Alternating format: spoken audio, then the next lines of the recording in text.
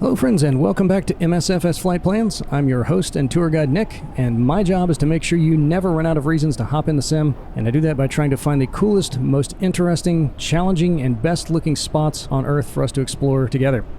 So we got a relatively short hop today, and this one is another member request. Thank you very much for that as always. And we are in Newfoundland, an island off the southeastern coast of Canada, if you've never seen it on the map before.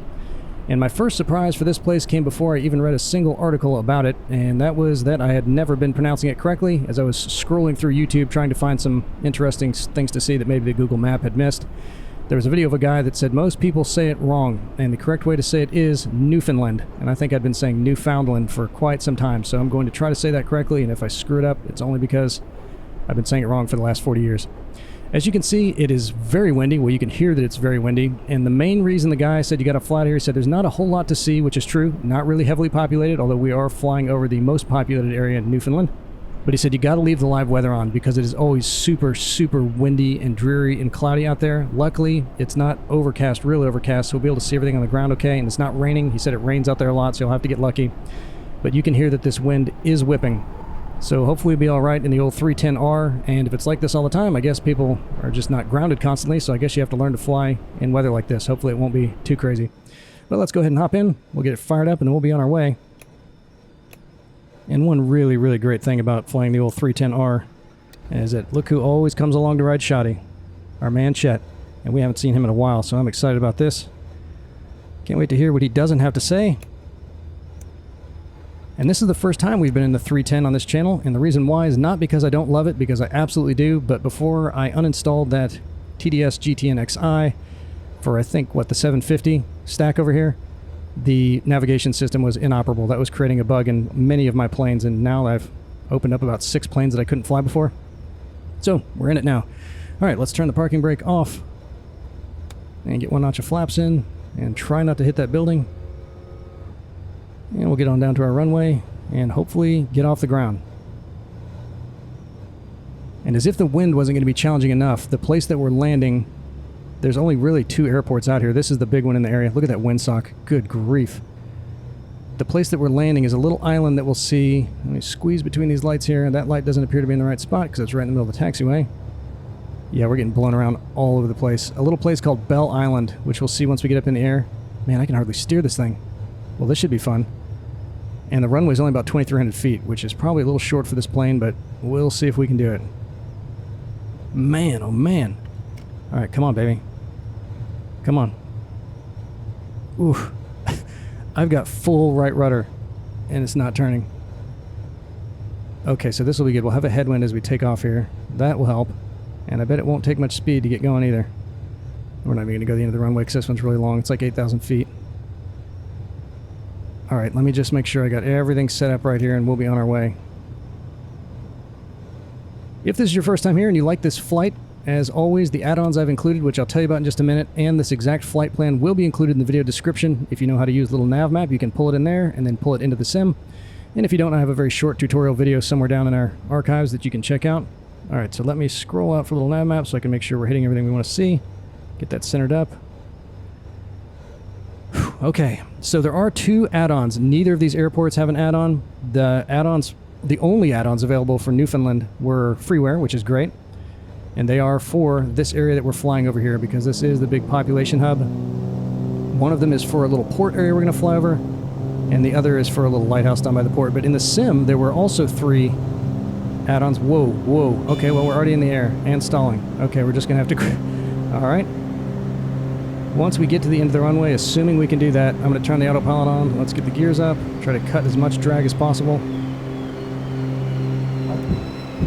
And get our landing lights up because those things are going to drag too. If I can grab that.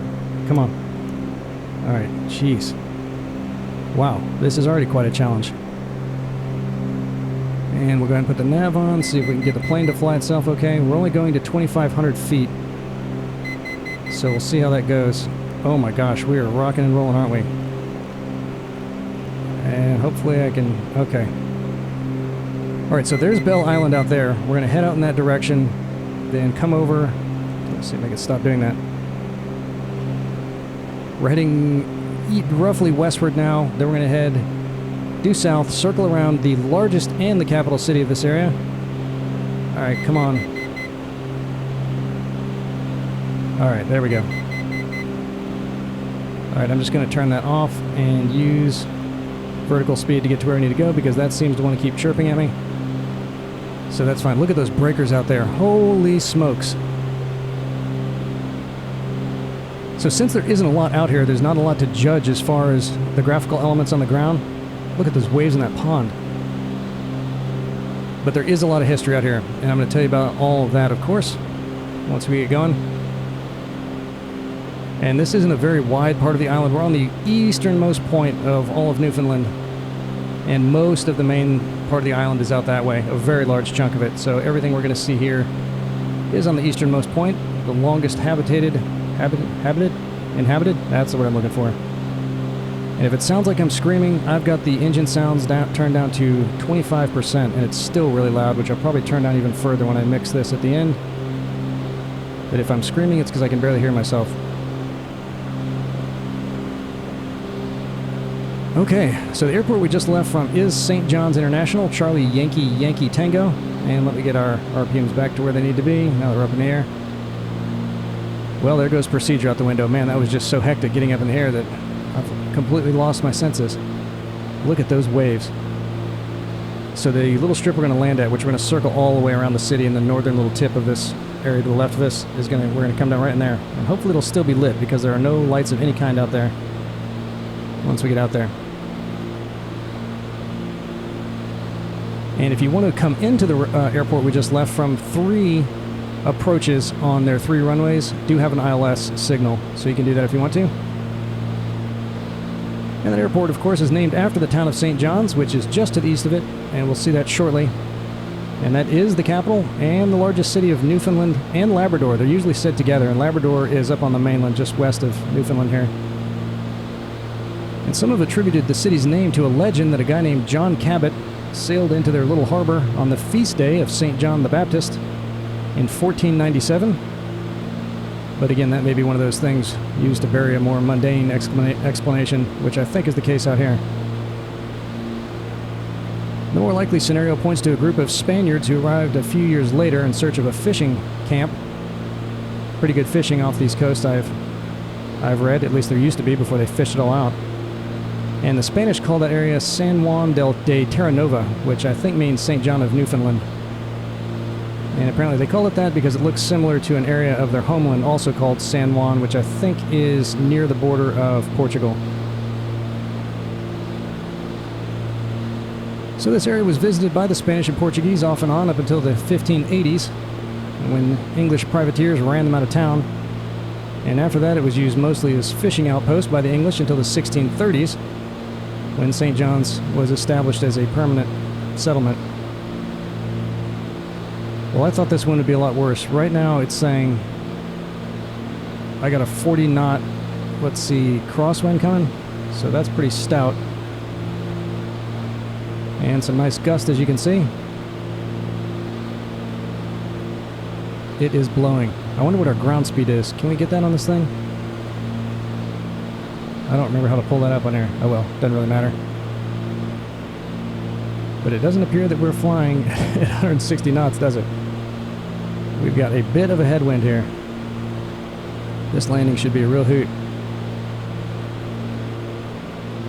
And for some reason, getting back to St. John's, and I couldn't figure out why, though I tried, the English government would not permit any of the first visitors to attempt to establish a foothold out here prior to the 1630s, at least not call it a settlement. And that has created a bit of a stir amongst historians. And with that little teaser, we will take our first MSFS flight plans midterm. Do you recall the place and date of the oldest permanent English settlement in the Americas? I'll give you a little hint. We flew over that very recently. And if you got it right, that was Jamestown, which we just saw on our Richmond to Norfolk flight. And the landfall date for that place was 1607. Well, people were likely living out here and possibly year-round prior to that, but England wouldn't let them claim the area as a settlement until after 1630. So, due to a technical default, this place might otherwise be the true first settlement in the New World, at least for the English. But the first European settlement was good old St. Augustine, just down the road from me here in Jacksonville, which was established by the Spanish in 1565. Don't worry about not being able to see too much, because as soon as we hit the coast, the sun is going to be on the other side of us, and everything we're going to want to look at is going to be over to our left, so I don't think that's going to be an issue. Look at this. Look how my plane's crabbing there. It is windy. Really windy. And if I was in a smaller plane, I don't know if we'd be able to do it. It'd be shaking us all over the place. And I like that on this plane, the engine seems to be set a little bit lower than some of the other twin-engine GA planes, because we still have a pretty good field of view out there.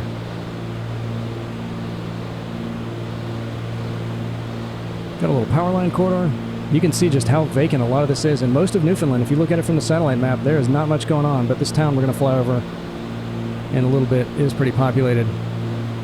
And whereas in that Chile flight we just took, there was nothing but soccer fields, out here it looks like baseball is the sport everybody favors, because there are lots of baseball fields out here. As far as forts and battles go, well, they've had their share of both of those out here. The first skirmishes were mostly turf wars between the Dutch and the English as they battled for control of the rich fishing grounds just off the coast. And the first emplacement out here was a little earthworks fort that they made at the mouth of the St. John's Harbour, which is what we're going to fly over by downtown. And they put just 6 cannons out there that they hauled off from an English ship, from which a crew of just 23 guys were able to fend off 3 Dutch warships in 1673. Boy, that is some pretty choppy water for a little lake, isn't it? And so far, those coastlines don't look quite right, but everything else looks pretty good. We'll see how the buildings and everything look downtown.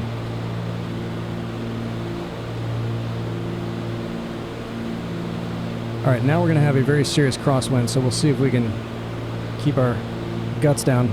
You doing alright, Chet? He's like, don't talk to me. Breathe, breathe. Okay, in just a little bit here, as soon as we hit the coast, we're going to fly over our first little port and harbor, and this one is going to be much smaller than St. John's. I'm going to slow down a little bit. Just a little bit. We'll go ahead and pull our mixture back a little bit. Get our exhaust gas temps in the right spot. Get those to peak out. That looks about right. Man, I would think it would be even more choppy than this with that kind of wind blowing, but so far so good. And this place up here is going to be called, and here's where the little port is down here. This area is called Maddox Cove here, and this is called Petty Harbour. With a current population of around 1,000 people. It's roughly 200 years old, but has been continuously populated since 1598. And again, just don't mention that to the folks in Jamestown.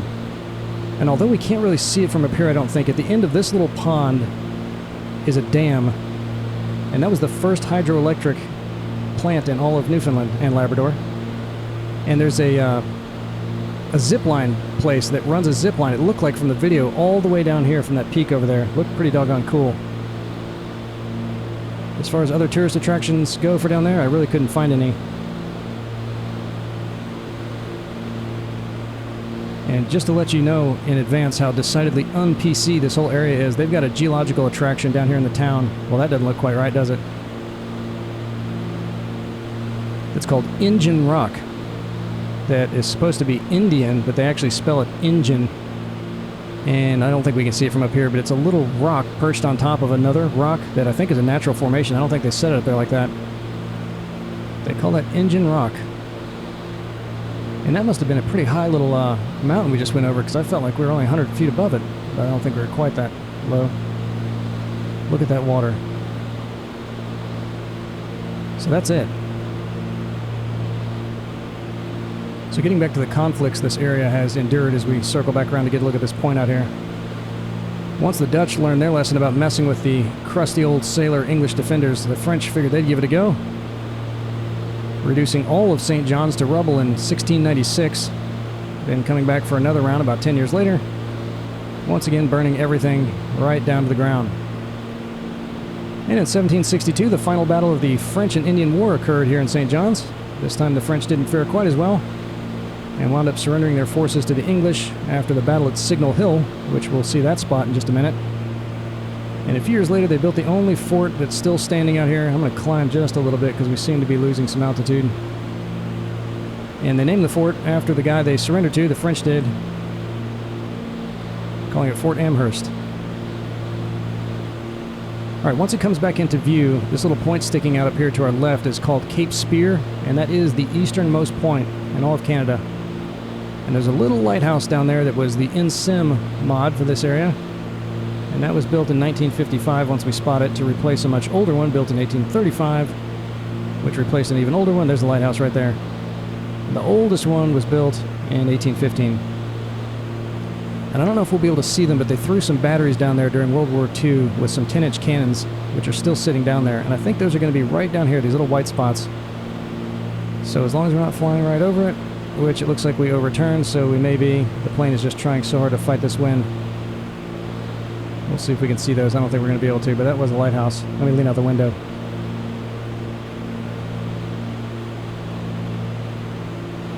Alright, when we get closer, I'll see if we can see the cannons down there. You can see them on the satellite map. They're pretty big.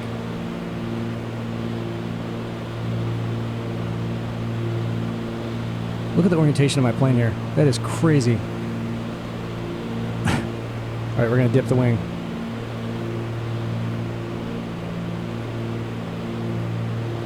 Yeah, that's where the cannons are down there. Well, that's kind of interesting. Look at that. Must be a magnetic anomaly being this far to the east in Canada. It makes the water stick straight up in the air like that. Or maybe it's just a wind. There's little water tornadoes flying up in the air. Okay, we're kind of flying back into the wind now, so that should help a little bit, at least facing the direction I was hoping to face as we were flying over all this. That also means we're going to slow down a lot, so let me give it some more throttle. Man. Well, this is hands down the windiest flight, other than that flight into that typhoon I did way early on. And there's an area right underneath us now which isn't much to see. It's a tiny little town called Blackhead, population 414. And unless they're just as irreverent as the folks back there in Petty Harbour, I'm going to assume that's not a racial reference, and probably not dermatological either. I'm going to guess it has something to do with the color of the cliffs out here, which on the satellite image do appear to be very dark. Alright, we'll stop at 3,000, see how that goes. I felt like we were a little bit too low before. Alright, we're about to turn back to the north and cruise around. We're going to do one lap around St. John's Harbour, because that should look pretty neat. And we got a lot to see, so let me go ahead and get started with all that. Oh, and we got lots of ships too. Look at that. That is a great looking cruise ship. And we are going to have some melting here on these cliffs. And I do have my ship traffic still turned all the way up, so we'll see what else we get out here.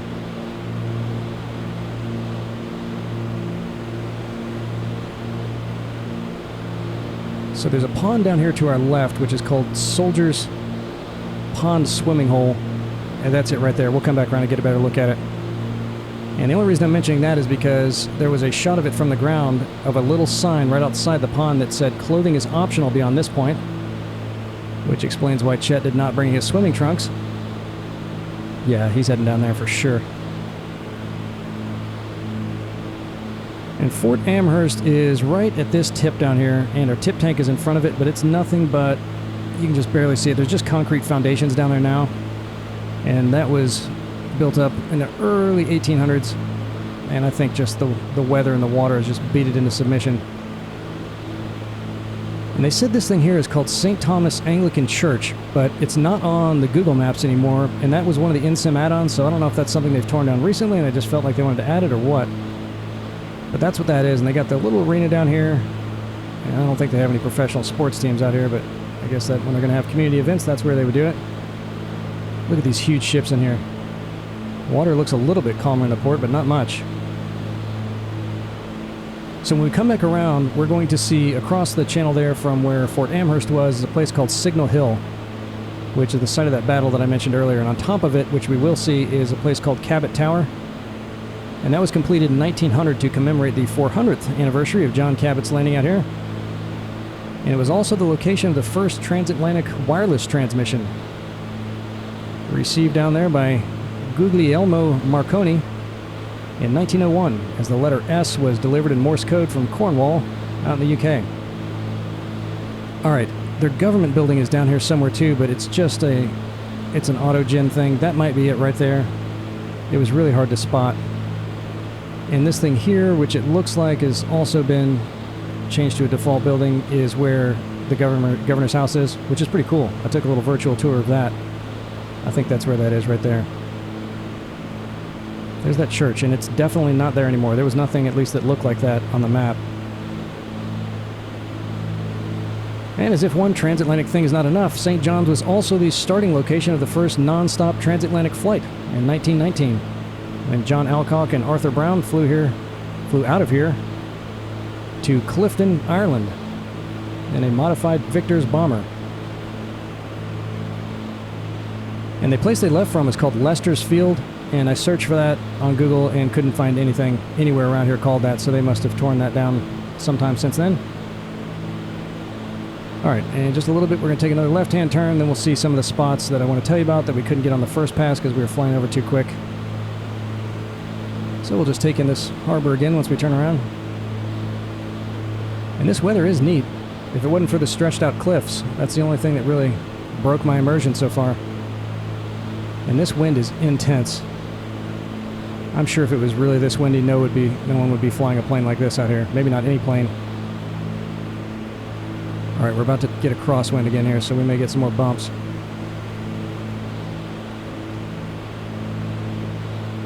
And we're going to have a very strong tailwind once we head back up north again, so hope we don't zip over that too fast.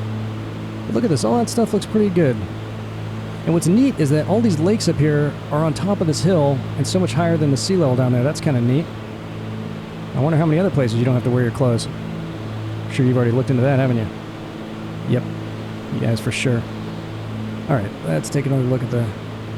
I'll tell you what, that is a pretty good looking harbor and port there. Especially for a freeware add-on. Looks really good. Alright, so there is Cabot Tower out there. We're going to turn around in just a minute. You'll be able to see it. As soon as we dip that tip tank again. And then out here is a place called Gibbet Hill, which is where they would hang executed criminals until their corpses were nothing but skeletons. Letting people know that punishment did not end with death out here. If you got a wild hair in you. Man, I'm a big fan of that port. That alone makes the trip worth it. And that's a big building. I didn't look to see what that was, but it looks big enough to probably have a place marker of some kind. So there's the tower there. There's where the signal was received from all the way over in Ireland.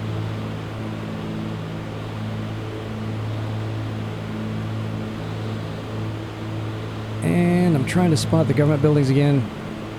I just don't see them. I don't think they rendered correctly. Alright, as we head up the coast here, let's set ourselves up for our approach. We're going to see a couple more interesting spots. One more slap in the face of decency, or some of these little coves up here are called Cuckold's Cove. There's two of them named the exact same thing. Just in case you missed the first one. I'm sure Chet will be seeing what's going on down there. It seems really odd that they would name places like that, and I'm going to give you some more before we're done that are pretty bizarre. But when you got nothing but fishermen living out here for 200 years, that's probably about what you'd expect. And right up here we're going to see the Ocean Sciences Center, and it is the other InSim add-on, so I figured if they took the time to make it, there must be something interesting going on down there. It's going to be right over the top of this here.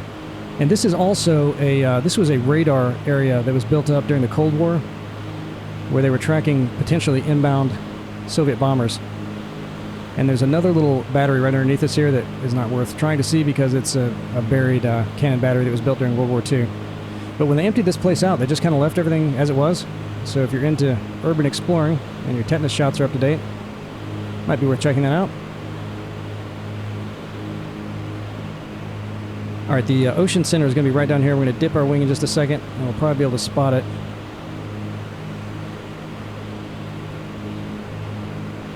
Yeah, that's got to be it right down there. Which doesn't look all that impressive for something they intentionally added in the sim. But when I checked it out, it looks like one of those aquariums that's more about hands-on learning than looking at things. And they had a couple seals living in there and something that looked like it was probably an above-ground swimming pool. A little bit tight for two seals, but I didn't see any orcas in there either, so I guess you should just count your blessings, right? Alright, so we'll start slowing down a little bit here. There's our landing island. That's Bell Island out there. And I'm going to tell you a couple more very interesting place names out here in Newfoundland, which there is no shortage of whatsoever. Alright, Chet, get your air sickness bag ready for laughing, not shaking. The first one is called Blow Me Down. It's a little fishing village directly east of Bell Island, so if you drove straight up from there, that's where you'd hit Blow Me Down. And nobody seems to have any idea where that name came from, but they think the weather out here might have something to do with it, which wouldn't be at all surprising. Come By Chance is a tiny little place situated on the Come By Chance River, about 40 miles to our east. And that flows through Come By Chance Gut before emptying its bowels into the Atlantic. And no one even has a theory about what the story behind that place is. I'm really hoping we're going to be able to get this thing on the ground, but at least if it's a headwind, which it should be, it'll probably be okay. Witless Bay is just a little south of St. John's along the coast. And it may be the only witless thing around here, considering everything else we've seen has been just dripping with wit. And they think it may have been called Whittles Bay originally, after a captain who lived out there. But I guess if he was the stuffy type, I can see why the locals would change it to a name like that.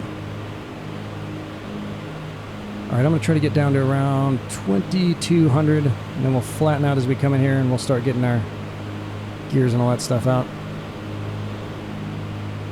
And Chet's favorite on this list, dildo. Yes, you heard that right, dildo. And I can only imagine how many t-shirts they sell in that town, especially at the nearby Little Dildo Inn. But if you guys can get your heads out of the gutter for just a minute, it's not quite as hilarious as it sounds, and it definitely does sound hilarious. Can you imagine putting that on your address? The name is a seafaring reference, not surprisingly for this region. Apparently a dildo is what they call that little pin that they use to attach oars to a rowboat, which I've never heard that before, but I don't do a lot of rowing, so maybe that's why. But if you're in the area during the warmer months, you can enjoy their annual summer festival, Dildo Days, which I'm going to assume does not feature any rowboat pins. Well, it looks like we got cloud cover now for our airport, but I think we'll still be okay.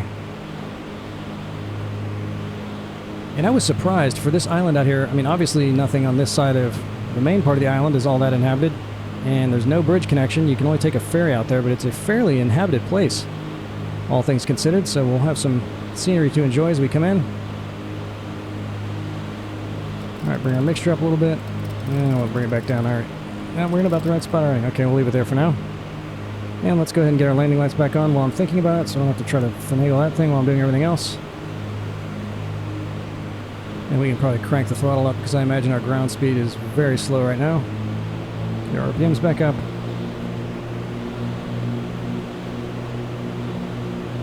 And if it's not real clear, as was the case on my test flight, it's going to be hard to see this runway, but I've got little NavMap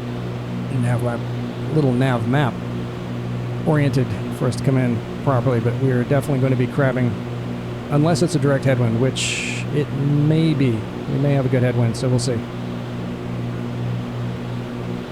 So the flight I took before this one, the one I was intending to take at the end of that Chile flight, I said there was some natural formations I was wanting to take a gander at, because I found a whole bunch of add-ons for Arches National Park and the Canyonlands out in the southern part of Utah.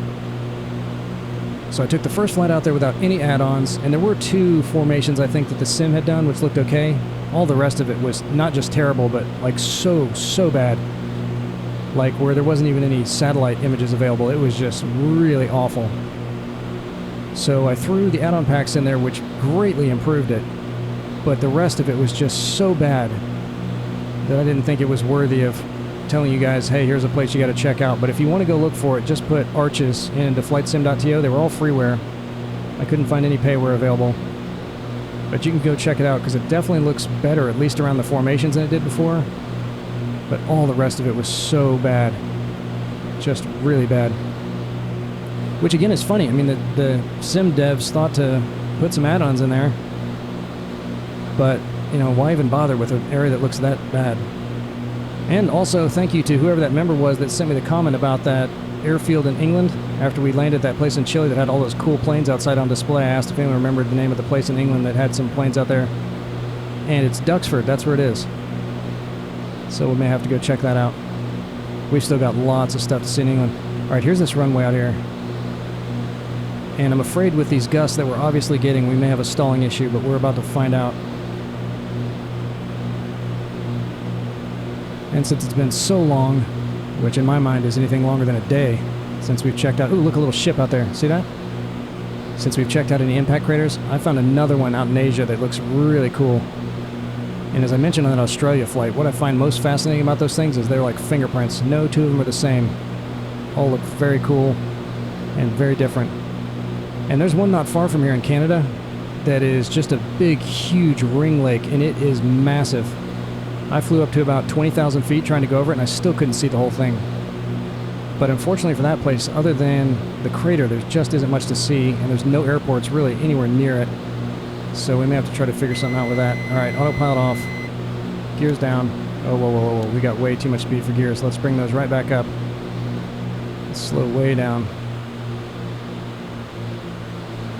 Slow way down.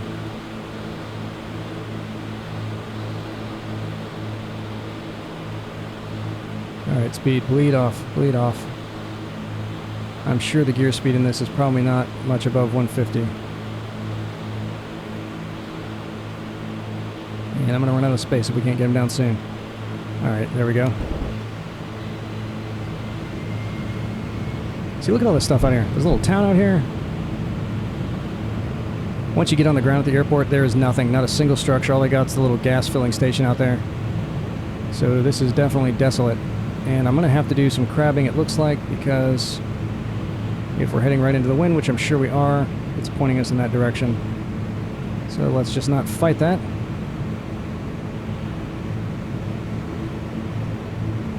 Alright, we'll give it full props. Oh yeah, this is going to be interesting. I don't even want to put any flaps down yet. We'll get going too slow. Well, at least we don't have the crosswind. Obviously that wind is blowing it from a direction that is not directly parallel with the runway. Look at this, we're like hanging in the air. That's insane. Alright, well, we're not going to have any problem coming down, are we? Wow. Yeah, we've still got over 40 knots, according to little NavMap.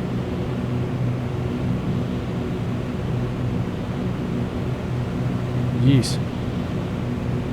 So I think this thing out here, which, yeah, it's out here. I drove up to this looking for an airplane parking area and just kept on driving. There's a little road I took that drove the plane all the way down there. It's like a little lodge or something. It looks really cool. I think that's like their community center up in there. And that's the closest building of any kind to the airport. You gonna throw up, Chet? Yeah, you are. No, he's not. He's done this 1,000 times. I should let you land it, Chet. I'll rate your landing. See how you like it.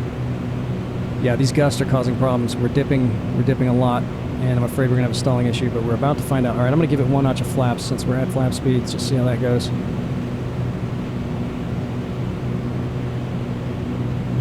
Look at those waves out there. Holy crap. And someone did point out that when you do land in the open water, if you saw that Whistler trip, I was just blown away by the rolling waves out in that lake, which is probably not right for a lake. But I remember taking off from Hiroshima one time and in one of my liners, and I looked off to the side because that thing is like right out in the water, and they did have some big rolling waves out there. So I think if you're in the ocean and you get a good enough wind, that will happen a lot, which is cool. Alright, I gotta be quiet. Sorry guys, you're gonna have to endure some nothing but engine noise for a minute while I try to get this thing down. Alright, give it a little rudder. One more notch of flaps. Oh, whoa, whoa, whoa, whoa. Okay. Oh man. Alright, I want to try to keep the speed over, well, if we can get close to 100, but then we're going to have stalling problems in between these gusts. Alright, let me trim up way up because I got full back pressure on the yoke and we're still nosing down. Oh, oh, oh, oh, oh, oh, oh, oh. Oh my gosh. Yeah, this would probably not be a good, oh man. Whew. Come on, I hope it dies down by the ground. Oh my gosh. Oh, yep, we're having stalling issues. Alright, I'm gonna have to give it throttle and just hope we can brake hard enough.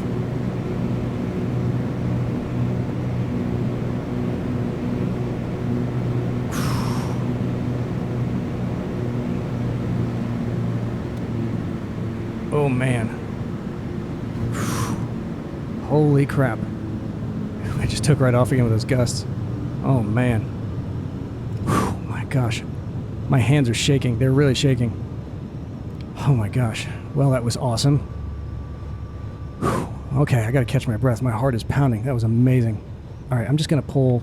Not that I need to. I doubt anyone else is flying. No one's stupid enough to do that. I'm just gonna pull over right here and we'll look at a little NavMap. Whew. man. Holy smokes. That was insane. Alright. Well, we did it again, chat. Yep. Low 5, brother. Okay, parking brake on. Let's shut her off.